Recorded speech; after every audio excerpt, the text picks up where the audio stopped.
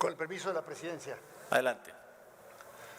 Compañeras y compañeros diputados, la iniciativa que venimos a presentar a nombre del Grupo Parlamentario de Acción Nacional tiene como objetivo central darle certeza jurídica a la responsabilidad que tendría el Consejo de Salubridad General para identificar los riesgos en el caso de enfermedades o epidemias graves que puedan ser causa de emergencia o atenten contra la seguridad nacional.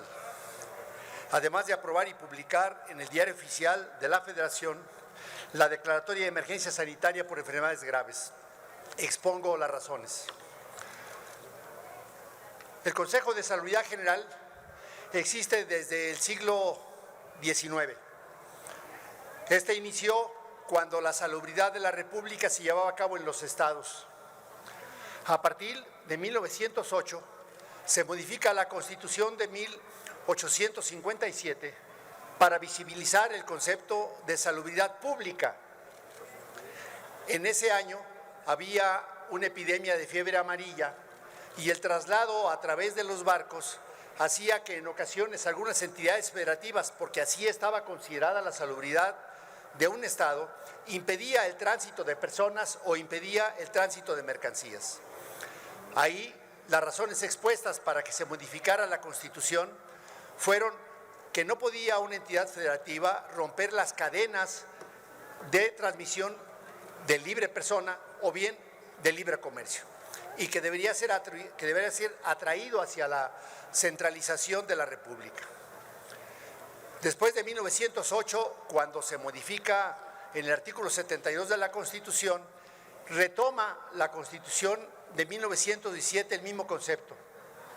Pero en el momento de la discusión se consideró que salubridad pública no era suficiente y que habría que llamarle salubridad general, para que quedara claro que iba a ser diferente a las atribuciones que todavía hoy tienen los estados de la República. Hasta ese año funcionó bien. 1917, el mismo diputado proponente, José Manuel Rodríguez, fue el primer titular del Consejo de Salubridad General. Otro hecho relevante en la Constitución es que, dado que le correspondía al Estado hacer estas cosas, no había un departamento de salubridad pública, que fue el que se incorporó también en la reforma de 1917.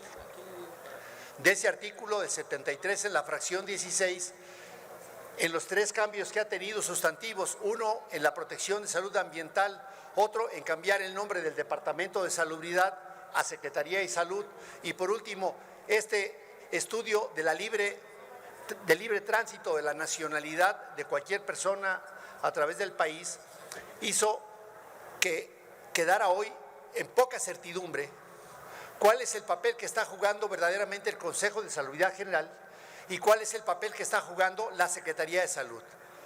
Porque uno debiera con más precisión determinar en qué momento hay una emergencia sanitaria y el otro, como marca la Constitución, actuar en consecuencia. Muchas gracias. Lo que ocurrió en esta ocasión con la pandemia quedó claro que esas atribuciones necesitan mucho más certidumbre jurídica. En primer término, el Consejo de Salubridad General determinó que era enfermedad grave y prioritaria muchos días después de que la propia OMS había declarado una pandemia. Y el titular del Consejo de Salubridad General, que también eres el titular de la Secretaría de Salud, pues actuó tarde y mal. No quedaba claro quién debía de determinar la emergencia sanitaria y conforme a la Constitución que tendría que ejecutar las acciones de salud. La iniciativa propone pues dejar como está la propia Constitución de la República, pero en la Ley General de Salud hacer varias cosas. La primera es que el secretario de Salud no sea el titular o el presidente del Consejo, sino que el presidente del Consejo diga el presidente quién es y que no dependa del secretario de Salud. Que este Consejo de Salubridad General tenga su propio presupuesto, que hoy depende de Salud. Y por último, que se incorporen los secretarios de Estado formales con voz y con voto, la Academia Nacional de Medicina con voz y con voto, y que tengan voz otros invitados, como por ejemplo representantes de los gobiernos estatales, para que haya una verdadera coordinación. El manejo de la pandemia vino a mostrar una debilidad arquitectónica en la materia de salubridad general.